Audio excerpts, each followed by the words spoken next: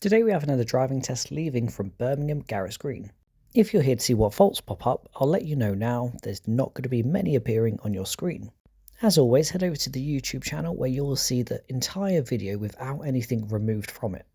This test had a very difficult start straight at the beginning, so if anything it's worth saying just for the first minute. This is a prime example of anything can happen on your driving test. The main gate is still broken, as it always is, so it's still leaving out the side gauge, which is normally used for HGVs. My learner started his observations early and he could see there was quite a lot going on to the right. He holds back and waits for a safe, suitable gap.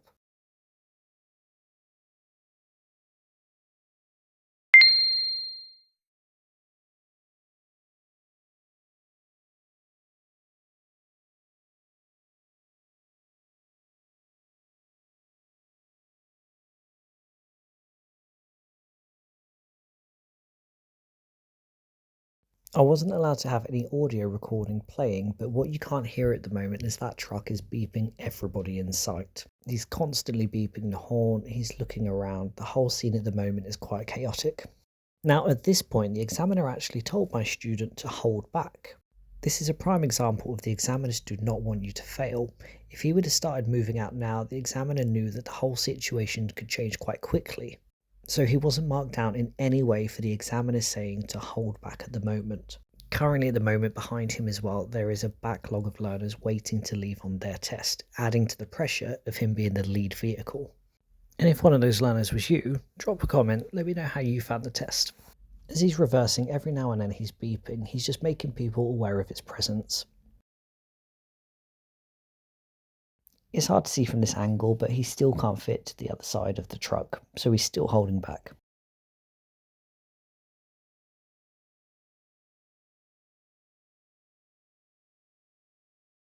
I don't know about you, but my heart would be pounding if this was the start of my test.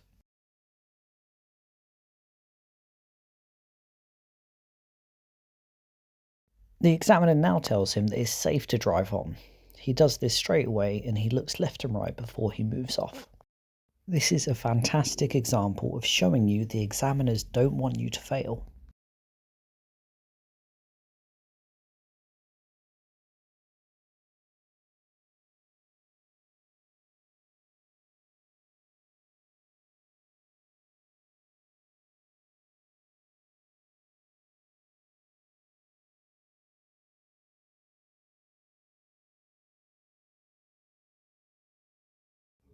We've got the usual pinch points, no oncoming traffic, he's good to continue as he is.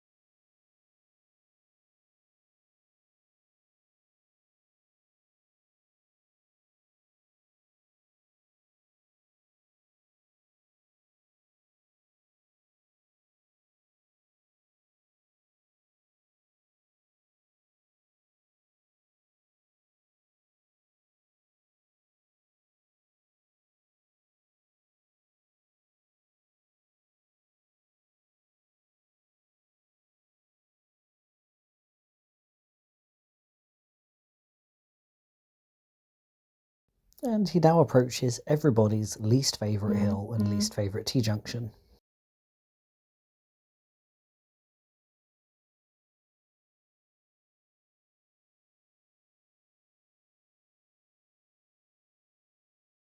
Just as his white van passes, it would be a good time to enter the road. He slightly hesitates, so he picks up one minor fault here for hesitation.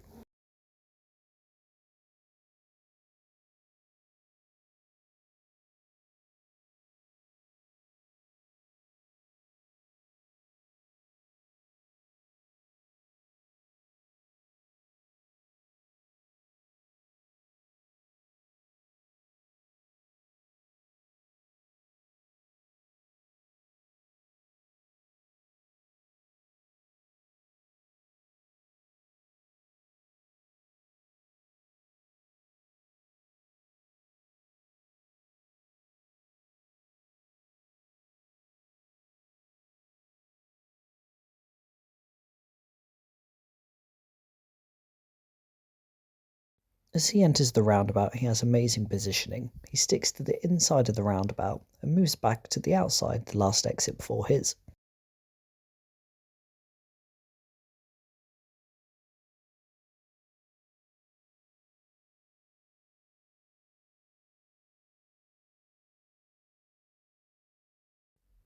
As he enters the new road, he knows that it's two lanes. He checks his right mirror to make sure that there's no cars trying to overtake.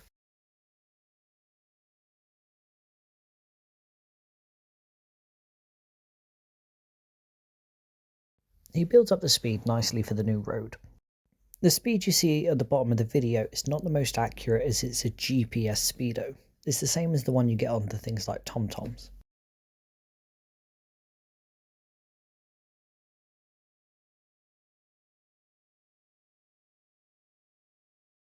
So down this stretch he is doing the correct speed.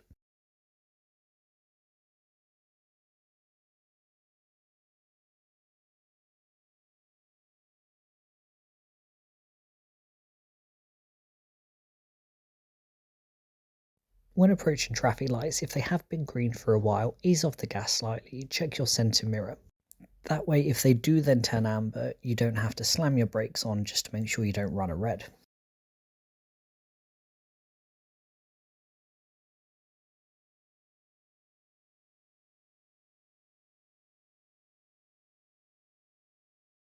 Approaching this right turn, he puts the appropriate signal on, but he doesn't check his mirror.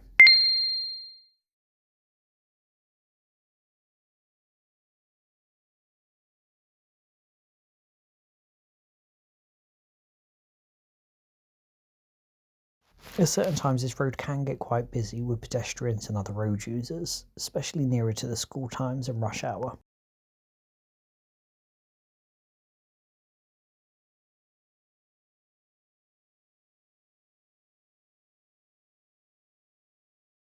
At this T-junction he's turning left and he shows a really good example of a controlled roll at a junction.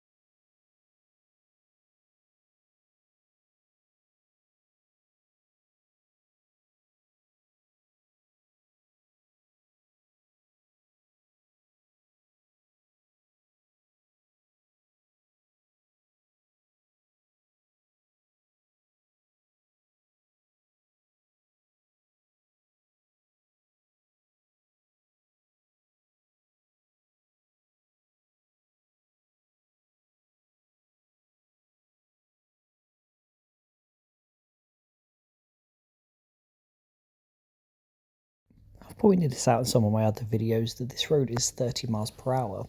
Sometimes because of the field to the right and how large the road is, people think it's a 40.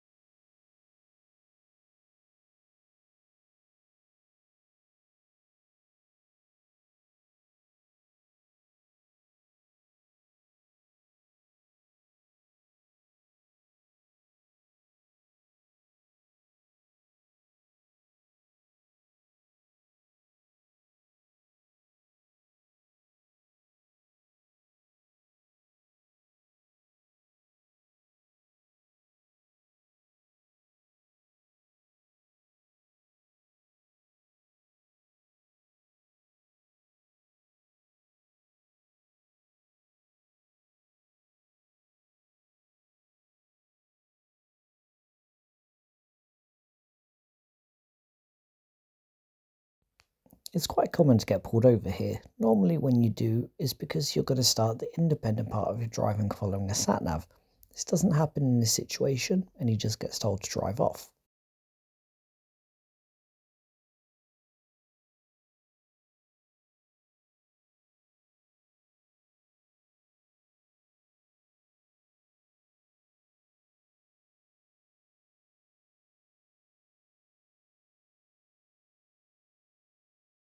It could be possible that during your independent driving there's a road closure. If this happens, the examiner will jump in and help you through that part. They won't just leave you blind figuring out what to do. Like I said at the beginning, they want you to pass.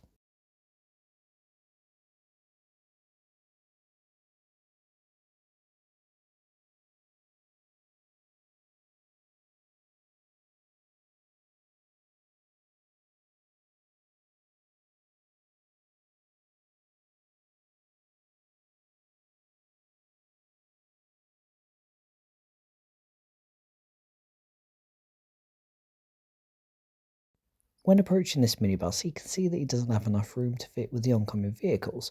He stops and holds back correctly.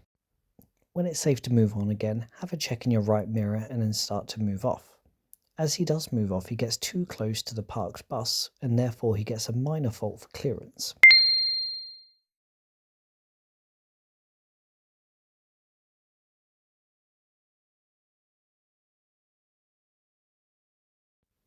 Now he's been pulled over for the independent part of his driving test. He's going to be following the sat-nav. Something my student didn't realise is that the speed on the sat-nav you can't always trust. GPS speedos, such as the ones on Next-based dash cams and sat-navs, they're not the most accurate. They normally show a much slower speed than what the car's actually doing. The examiner was actually asked about this during the test, and he told my student to ignore it. Don't be afraid to ask your examiner questions. The worst that could happen is they won't answer.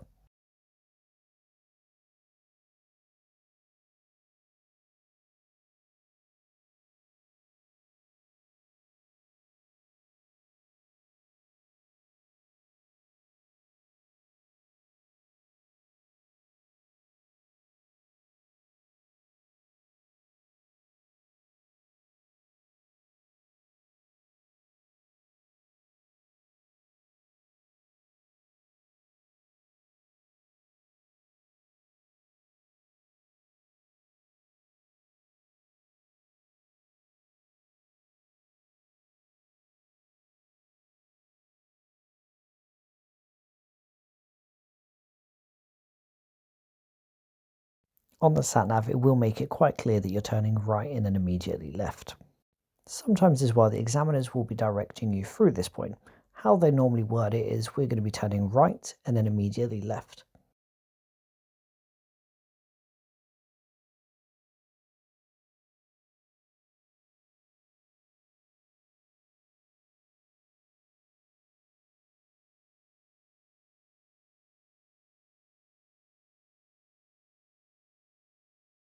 It's incredibly busy up ahead. He sees that there's a large bus coming. He's not going to try and squeeze through. This was a very wise thing to do.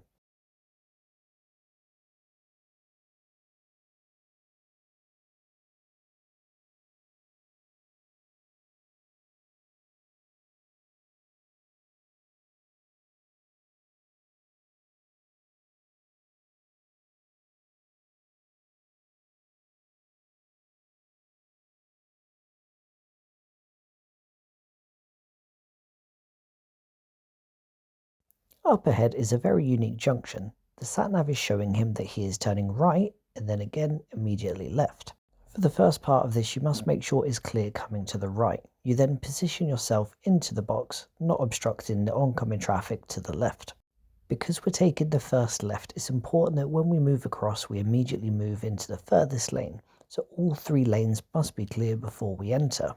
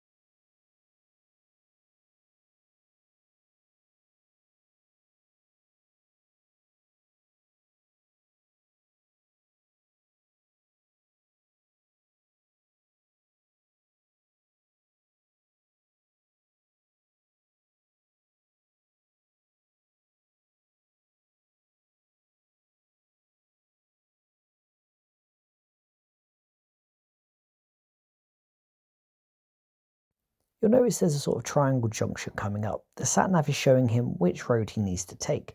Technically, you can use the left or the right hand side of the triangle, but if you're turning left, it makes a lot more sense to use the left side.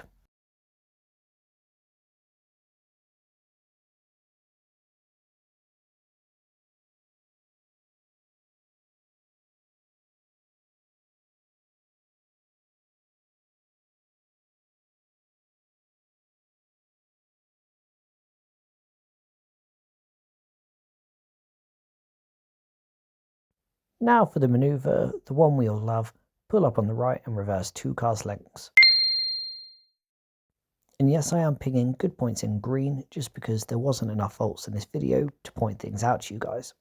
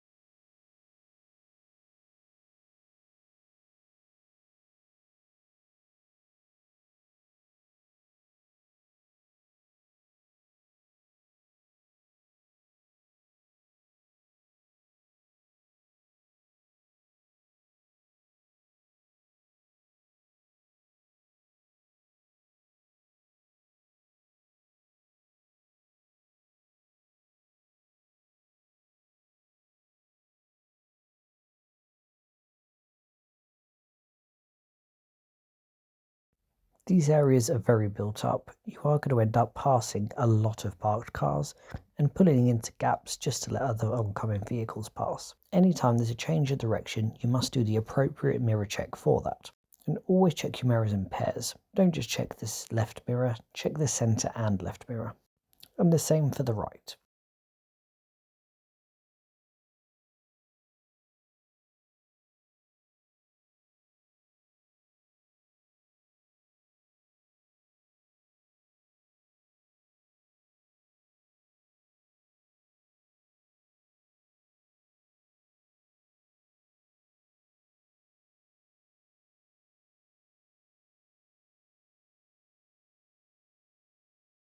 They'll get you to do a variation of different stops. Here you can see it's an angled stop because there is a parked vehicle in the front of him.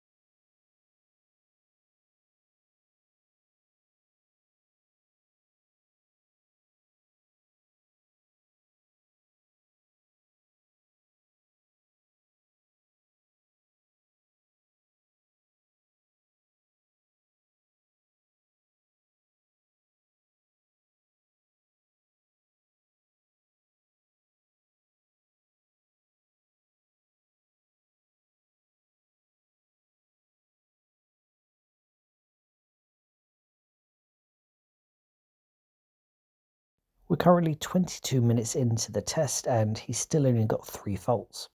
If he carries on at this rate of faults, he's on track for a very good pass.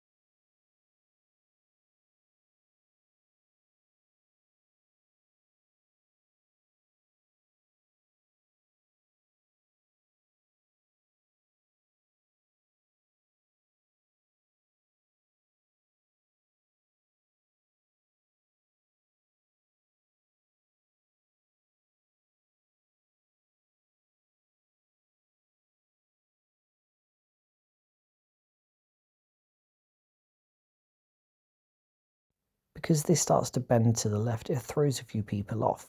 It's just a normal T-junction, it's just got 2 lanes and it's slightly angled.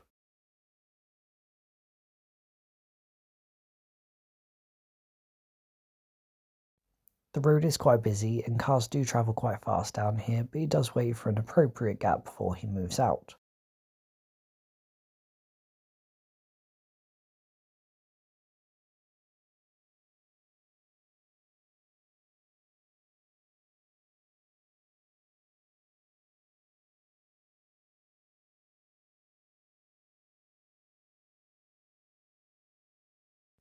You'll notice we're on the same road that we was on earlier. We're just going back on the test route the same way that we came.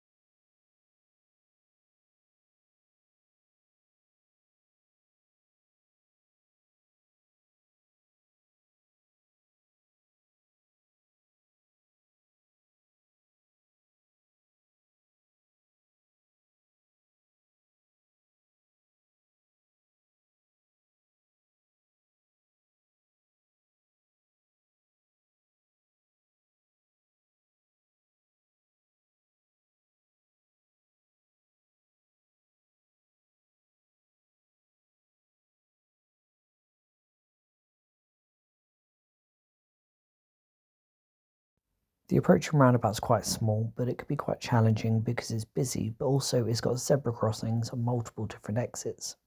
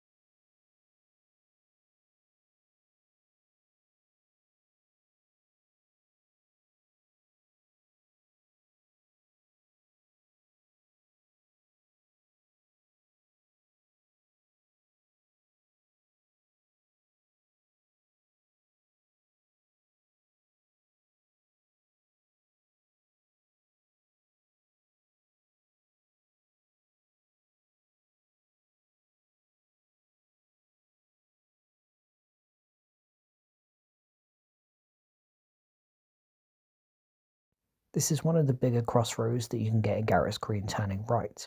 If you're learning with family, I would highly recommend that you're confident with this one.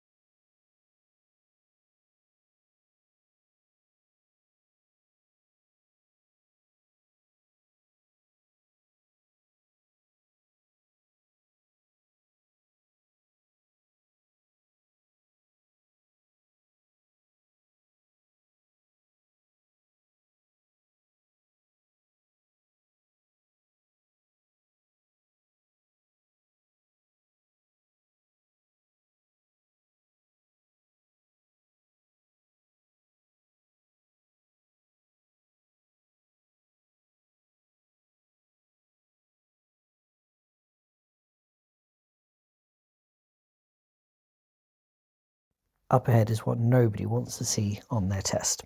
It's a bicycle. Bicycles have a lot of protection under the highway code. Because he's so close to the junction, he doesn't try to overtake him. This is the correct thing to do.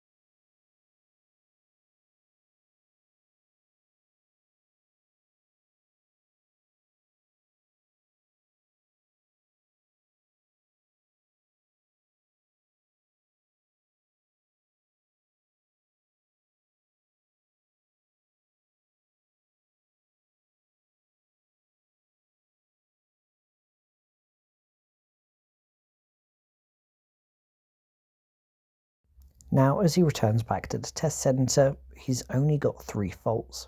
If he can get through this last gap without serious fault, he passes.